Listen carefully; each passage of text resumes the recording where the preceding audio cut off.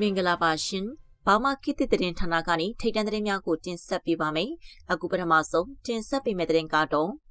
အကြံဖတ်မင်းအောင်လိုင်းလိုက်လံကြည့်ရှုသည့်ရန်ကုန်မဲရုံများတွင်မဲပေးသူမရှိ၍လော့စပီကာများဖြင့်မဲလာပေးကြရန်လိုက်လံချင်းချောက်ခေါ်ယူတဲ့ဆွဲသတင်းကိုတင်ဆက်ပေးတော့မှာဖြစ်ပါတယ်အကြံဖတ်စစ်ကောင်ဆောင်မင်းအောင်လိုင်းလိုက်လံကြည့်ရှုသည့်ရန်ကုန်မဲရုံများတွင်မဲပေးသူမရှိ၍လော့စပီကာများဖြင့်မဲလာပေးကြရန်လိုက်လံခေါ်ယူမှုများလှုံ့ဆော်ရကြောင်းဒေသခံပြည်သူများနှင့်မဲရုံများကိုလိုက်လံစောင့်ကြည့်နေသောကင်းထောက်လူငယ်များကသတင်းဌာနကိုပြောကြားပါတယ်။ယနေ့ဇန်နဝါရီလ17ရက်နေ့မြန်မာနိုင်ငံတဝန်ရှိမြို့ပေါင်း100တွင်အကြမ်းဖက်စစ်တပ်ကရွှေကောက်ပွဲအပိုင်းနှင့်အဖြစ်ကျင်းပခဲ့ပြီးရန်ကုန်တိုင်းအတွင်းရှိဗဟန်း၊ဗပေတံ၊လာတာ၊ကော်မှု၊ကွန်ကြံကုန်း၊တကုံမြို့တစ်မြောက်ပိုင်းဒေါ်ပုံ၊ပစွန်တောင်၊လှိုင်၊ရွှေပြည်သာ၊ထန်းတပင်၊လှေကူတောင်အုပ်ကလာပါကိုကျွန်းကြီးမြင့်နိုင်အင်းစိန်အပါဝင်စုစုပေါင်း16မြို့နယ်တွင်ရွှေကောက်ပွဲအပိုင်းနှင့်ယနေ့ကျင်းပခဲ့ပါတယ်။အကြံဖတ်မြောင်လိုင်းကရန်ကုန်တိုင်းအတွင်းရှိမြို့နယ်များကိုလှည့်လည်၍ကြည့်ရှုခဲ့ရာတွင်၎င်းသောရောက်သည့်မဲရုံများတွင်မဲပေးသူများကိုစစ်တပ်နှင့်ရက်ကွက်အုပ်ချုပ်ရေးအဖွဲ့များကကြိုတင်စုဆောင်းပြီးလူများသည့်အောင်လူစုပေးခဲ့ရကြောင်းလှိုင်မြို့နယ်မှမဲပေးခဲ့ရသူပြည်သူတို့ကပြောဆိုပါတယ်။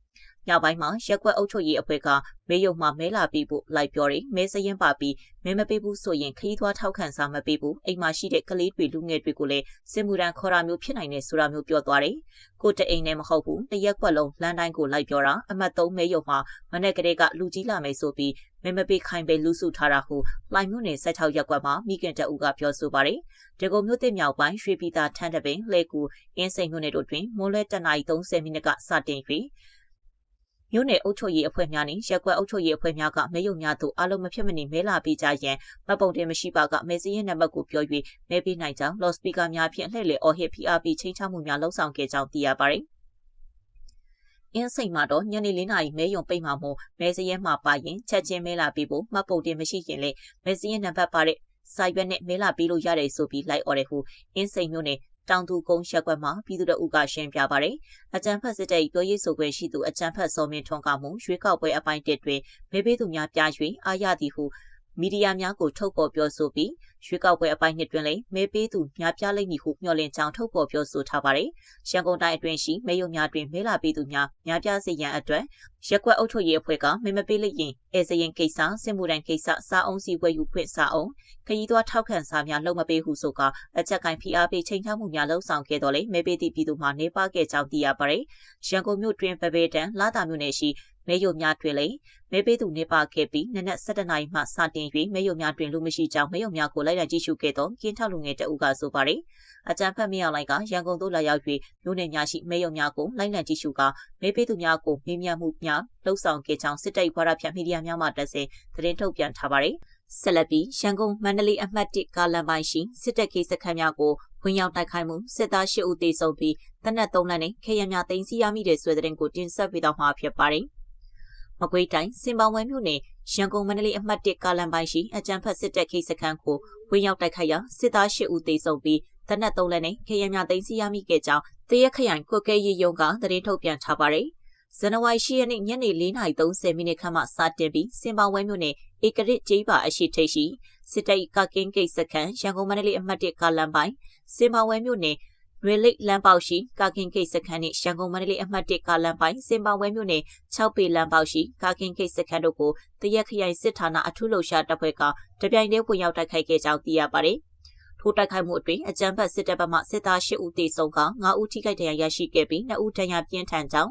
အကြမ်းဖက်စစ်တပ်ထံမှအမေတာတီတနက်2လက်ကြီး3တနက်1လက်ကြီးပေါင်းမျိုးစုံ19ခုကြီးမျိုးစုံ1000နီးပါးခန့်ကာလတလုံးနှင့်စစ်သုံးဆောင်ပစ္စည်းများစွာကိုတင်စီရမိခဲ့ကြောင်းတော်လှန်ရေးဘော်များအထူးကိမရှိပြန်လည်ဆုတ်ခွာနေခဲ့ကြောင်းသိရပါတယ်။ပြည်သူတို့အနေဖြင့်အကြမ်းဖက်စစ်တပ်နှင့်အဝေးဆုံးမှသာလျှင်သွာလာနေထိုင်ကြပါရန်တရက်ခရိုင်စစ်ဌာနကအတည်ပြုပြောဆိုထားပါတယ်။တရုတ်နှင့်မြန်မာစစ်တပ်ပူးပေါင်းလှုပ်ဆောင်မှုရှေးအားလျက်စစ်စီမံကိန်းဧရိယာဒေသဖြစ်သောအေယာဝတီမြစ်ဆုံကိုအမွေအနှစ်ဒေသအဖြစ် NUG ကကြေညာလိုက်ပြီးဤသည့်စီမံကိန်းမှမလုပ်ရန်တားမြစ်မိတ်ထုတ်ပြန်နေဆွဲတဲ့ကိုတင်ဆက်ပြီးတော့မှာဖြစ်ပါတယ်။ကရင်ပြည်နယ်တွင်တရုတ်နှင့်စစ်တပ်ကပူးပေါင်းလှုပ်ဆောင်ပြီးရှေးအားလျက်စစ်စီမံကိန်းဧရိယာဒေသဖြစ်သောမြစ်ဆုံဒေသကိုဂျာကာလာအမွေအနှစ်အဖြစ်အမျိုးသားညီညွတ်ရေးအစိုးရ NUG ကကြေညာပြီးဤသည့်စီမံကိန်းမှမလုပ်ရန်တားမြစ်မိတ်ကိုထုတ်ပြန်လိုက်ပါတယ်။အမျိုးသားညီညွတ်ရေးအစိုးရအမွေအနှစ်ဆိုင်ရာဂျာကာလာစီမံအုပ်ချုပ်မှုဗဟိုအဖွဲ့ Interim Vote for Heritage Administration IVHAD